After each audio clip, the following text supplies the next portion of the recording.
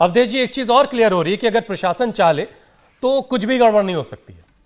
नहीं, ये आवश्यक नहीं है, लेकिन प्रशासन को अपनी भूमिका निभानी चाहिए और प्रशासन ने उसकी तैयारी की है। केवल सुरक्षा की दृष्टि से नहीं, मीटिंग करके मोहल्लों में जाके जुलूस निकालने वाले लोगों से बात करके उनकी मीटिंग में शामिल होकर के कुछ लोगों को ला करके कि इस रास्ते से आपको जाना है, यहाँ इतनी ही देर रुकना है, सब कोशिश पुलिस प्रशासन की ओर से हुई है। और चूंकि वहां आरएसएस ने भी अपनी थोड़ी भूमिका निभाई तो उसने भी एक डिसिप्लिन बनाने की कोशिश की है।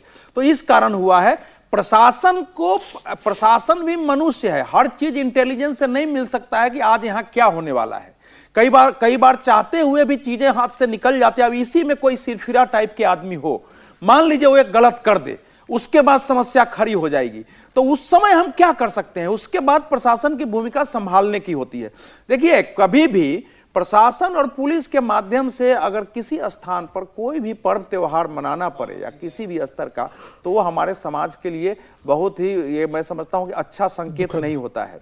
तो जो आप भाईचारा सौहार्द कर रहे हैं वो तो मुझे नहीं दिखा है, समझदारी जरूर दिखी है। समझदारी, संगीनों के साए में पहरेदारी के बीच अनुशासन नहीं दिखा है। जैसे आप उदार हैं, उसी प्रकार से अगर संभल के 25-50 उदार मुस्लिम निकल के आए होते, एक आध जगह जुलूस का स्वागत करते, रंग खेल लेते, तो वह सौहार्द अवश्य माना जाता। वो दृश्य हमने नहीं देखा है। उसकी मैं कल्पना कर रहा हूं आने वाले समय में कि वो भी हो, क्योंकि आप ज्यादा जानते हैं इस्लाम के बारे में। मैं तो लोगों से बात किया हूं कि कहीं भी पवित्र कुरान शरीफ में, हदीस में, मोहम्मद साहब की शिक्षाओं में रंग से घिरना की बात नहीं है कि कलर से आप नफरत करो, कलर डालने से आपके मजहब पर कोई असर पड़ जाएगा। ये कहां से फैल गया है हमारे देश में? कुछ लोगों के अंदर, सबके अंदर तो नहीं है। बहुत सारे मुसलमान खेल रहे हैं, आज ही बनारस में दिखाई दिया है, खेलते हैं, बहुत खेल रहे हैं, तो उनको समस्या नहीं है। लेकिन कुछ लोग जो है ना, ऐसी स्थिति पैदा कर देते हैं, जैसे कल ही एक इमाम साहब का आ गया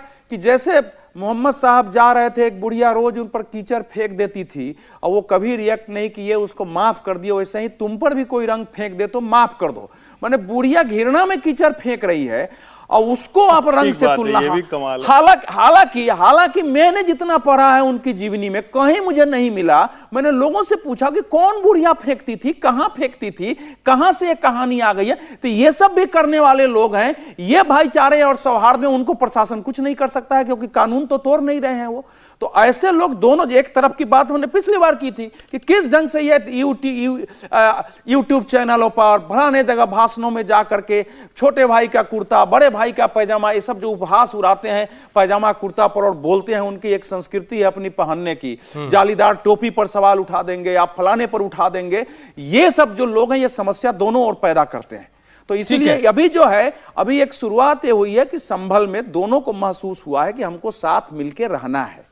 आगे जो हमारी समस्या है इसी तरह से हमको शांति से समाधान करना होगा। तो ये एक शुरुआत होली के दिन से हुई है, लेकिन वहां की समस्या बहुत जटिल है, इतना आसान नहीं है उसका समाधान होना। और संभल और आसपास भाईचारा भी इतना आसान नहीं है। जब तक कि जो अन्याय हुए हैं भूतकाल में उसका परिमार्जन आज के संदर्भ में, आज के न्याय के तहत नहीं होगा, तब तक ऐसे भाईचारा नहीं होगा। लेकिन यह भूमिका से उम्मीद अवश्य जगी है।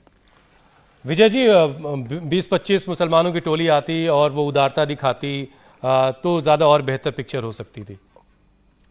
देखिए, अभी जो कुछ हुआ, एक तो सुरक्षित तरीके से हो गया, ये पहला स्टेप है। लेकिन मोहब्बत, जितना मैं समझता हूँ, वो कोई कंडीशनल नहीं होते।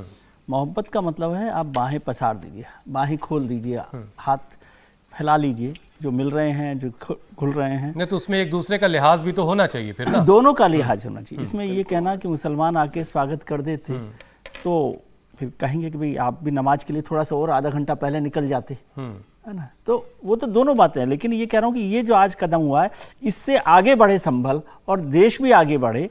और ये बिल्कुल ठीक बात है कि संगीनों के या एडमिनिस्ट्रेशन के साए में त्यौहार मनाने से सुरक्षित तो हो सकते हैं, सुकून वाला नहीं होता। जो लोग मना रहे हैं, जो आनंद है, जो मजा है, वो उसको उस तरह से नहीं मिलता। तो आगे हम लोग बढ़ें, और उसके लिए पहली जरूरत ये है, जब तक सुरक्षित तरीके से नहीं होगा तब तक आप आगे नहीं बढ़ पाएंगे। ये नहीं है कि सुरक्षित आज नहीं होगा दंगा हो जाएगा। और ये बात बिल्कुल ठीक है कि ये कहना कि एडमिनिस्ट्रेशन चाहता है तो सब बिल्कुल कुछ हो खत्म हो रहा। हर्षवर्धन जी, एक फाइनल कमेंट आपका, फिर मुझे शो खत्म करना। नहीं, मुझे लगता है कि एक मतलब जितनी आशंकाएं और जितना कुछ मैंने कल भी कहा था, फिर दोहरा रहा हूं कि नेताओं के बयानबाजी कई बार ज्यादा खतरनाक चित्र प्रस्तुत करती है। हमारा देश, हमारा समाज ऐसा नहीं है। और मैं तो ये कह रहा हूं कि ये दोनों ही बातें कि वो आए, वो स्वागत करे, वो रोके, इसको छोड़िए ना भाई।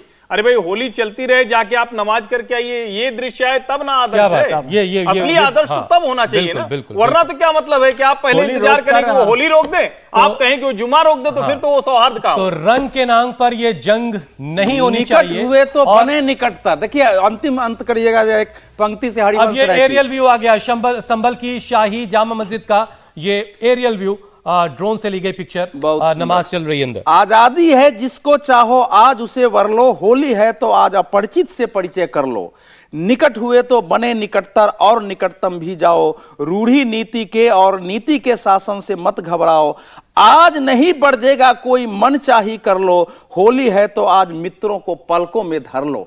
ये जो हरिवंश राय बहुत उम्दा, बच्चन बहुत की उम्दा, बहुत कविता है, उम्दा। इससे तो रंग के नाम पर जंग कैसी, और अगर ये कशीदगी नहीं होती, ये तनाव नहीं होता, संगीनों के साए में ये आज का दिन ना गुजर रहा होता, तो बात कुछ और होती। अगर मस्जिदों पर इस तरह से तिरपाल ना ढके होते तो बात कुछ और होती।